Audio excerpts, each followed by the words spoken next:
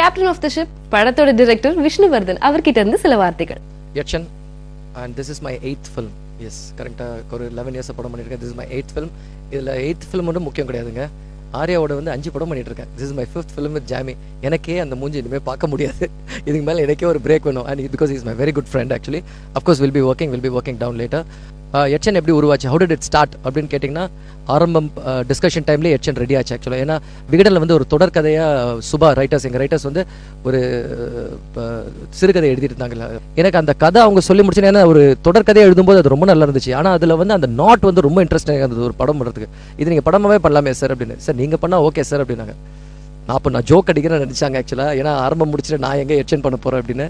So கரெக்டாக ஆரம்பம் முடிஞ்ச உடனே எனக்கு அந்த ஐடியா இன்னும் இருந்துட்டு இருந்துச்சு. ஸோ எனக்கு I really wanted to make that film. So I sir okay come let's do Yakshan. கரெக்டாக ஃபோன் வச்சு சுபா சார் வாங்க சார் Yakshan படம் பண்ணலாம் சார், ஆனால் அந்த கதை வேண்டாம் எனக்கு, அது ஒரு ஐடியா மட்டும் எடுத்துகிட்டு புது ஸ்டோரி புது ஸ்க்ரீன் பிளே ரெடி பண்ணலாம் அப்படின்றது தான் இந்த Yakshan.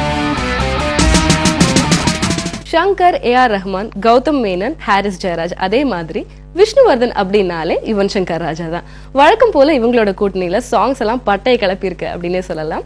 இவங்க முன்னாடி கொடுத்த படத்தோட அந்த வெற்றி லிஸ்ட்ல இந்த படமும் இன்க்ளூட் ஆயிருச்சு அப்படின்னு சொல்லலாம். படத்தை பத்தி சொல்லணும்னா it's a rom-com and it's very entertaining. It's very ரொம்ப இன்ட்ரெஸ்டிங் டு வாட்ச் பிகாஸ் இது எல்லா கேரக்டர்ஸ் 4 கேரக்டர்ஸுமே எப்படி இன்டர்செக்ட் ஆகும்னது இந்த படம். So that is been portrayed very beautifully. So I'm sure all of y'all will enjoy because it's out and out entertainer.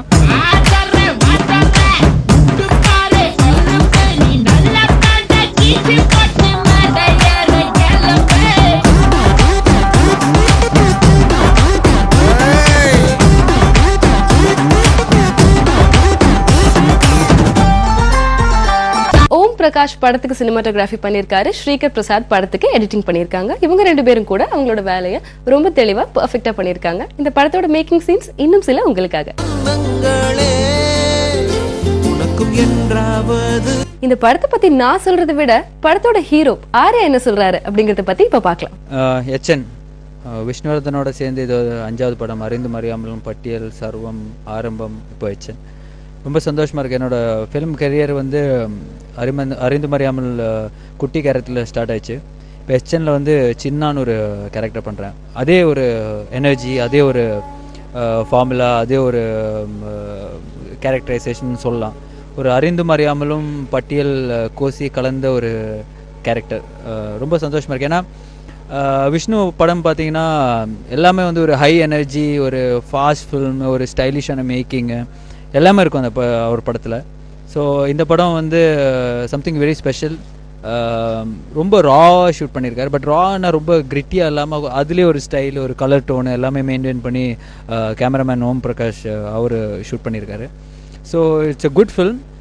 Plus அவரோட brother Krishna இந்த படத்தில் நடிச்சிருக்காரு.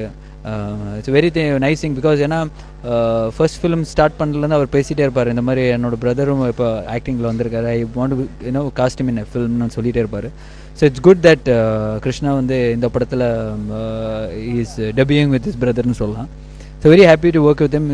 He is like his brother. அவரோட ஜெராக்ஸ் காப்பின்னு சொல்லலாம். அதே energy, very good dancer, very good actor. So cinema சம்மந்தப்பட்ட எல்லா விஷயங்களும் அவருக்கு எப்போவுமே தெரிஞ்சிருக்கும். 4 கேரக்டர்ஸ் தான் இந்த ஹோல் படமே Yakshan. ஸோ எல்லாரும் வந்து அவங்களோட பாட்டு வந்து அழகாக what Vishnu required, what Vishnu wanted, I think everybody is played it. So hopefully Yakshan என்னை பொறுத்த வரைக்கும் இட்ஸ் ஹை எனர்ஜி, ஒரு ஹை ஆக்டேன் என்டர்டெய்னர் தான். ருட்டீனான ஒரு மசாலா படமா இது இல்லாம கொஞ்சம் கமர்ஷியலாவும் அட் த சேம் டைம் கொஞ்சம் வித்தியாசமான ஒரு படமாவும் இது கொடுத்திருக்காரு விஷ்ணுவர்தன்.